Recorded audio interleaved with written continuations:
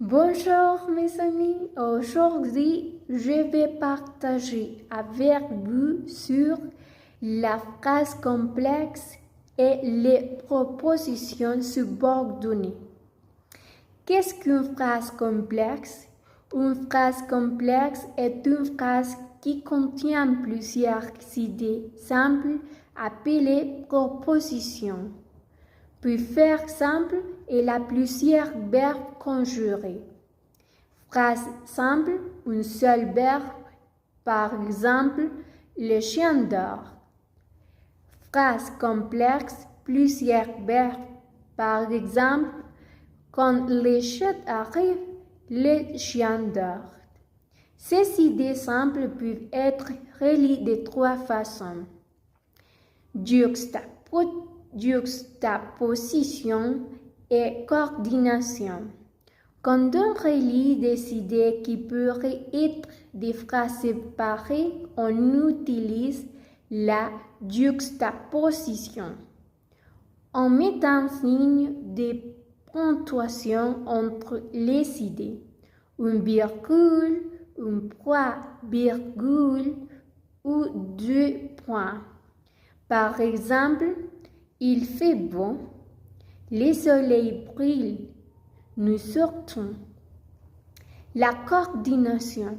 On utilise un petit mot de liaison comme et, mais, ou, car. Ce sont les conjonctions de coordination ou des mots comme pourtant. Ensuite, par exemple, je vis venir, mais j'ai un peu peur. Les propositions subordonnées. Une proposition subordonnée est une idée qui dépend d'autres idées principales pour avoir un sens complet. C'est comme un projet qui est relié à l'idée principale par une proposition principale. L'idée la plus importante, proposition. Subordonnée. L'idée qui complète la principale et qui n'a pas de sens seul.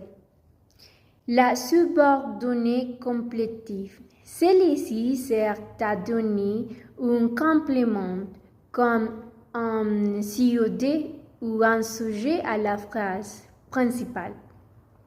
La complétive avec que. Elle est introduite par les mots que.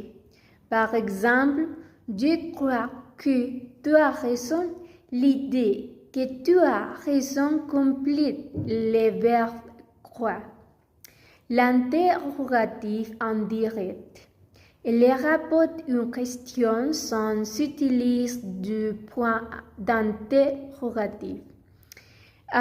Souvent introduit par-dessus un mot interrogatif. Par exemple, il demande si tu es là. L'infinitif, c'est une idée qui utilise un verbe à l'infinitif mais qui a son propre sujet différent du sujet de la principale. Par exemple, nous voyons le oiseau voler. Nous voyons, mais le oiseau vole. La subordonnée relative. Elle donne une information sur un mot qui est juste avant elle, appelée antécédente. Elle est introduite par un pronom relatif qui, que, dont, u. Les relatifs adjectifs. Elle est complète en nom. Par exemple, j'ai les livres qui parlent de ce sujet. L'idée qui parle de ce sujet donne information sur les noms livres. La relative substantive. Elle n'a pas d'antécédent et elle joue le rôle d'un nom. Par exemple, dis-le à qui tu veux. La subordonnée circonstancielle. Celle-ci donne des précisions sur les circonstances de l'action, les temps, la cause et les buts, etc. Elle peut être déplacée dans la phrase « Je sors parce qu'il fait beau ». Parce qu'il fait beau, je sors. Elle est introduite par des mots barrières. Les temps, elle dit quand l'action se passe avec quand, de qui, après qui. Par exemple, de que je peux, je viens te voir.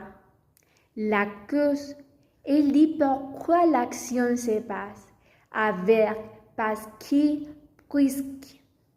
Par exemple, il dort parce qu'il est fatigué. Les buts. Elle dit donc que but l'action se passe avec pour qui afin que. Par exemple, je parle fort pour que tout m'entende bien. Attention, le mode du verbe est souvent le subjonctif. Pour finir, il a aussi la subordonnée participiale. Elle utilise un verbe ou participe, passé ou présent. Et elle aussi un sujet différent de la principale, son mot de liaison. Exemple, les devoirs étant finis, nous sommes sortis. Les devoirs et les sujets de temps fini. C'est tout, mes amis. J'espère que cette explication simple vous aide à mieux comprendre la phrase complexe et les différents types de propositions subordonnées.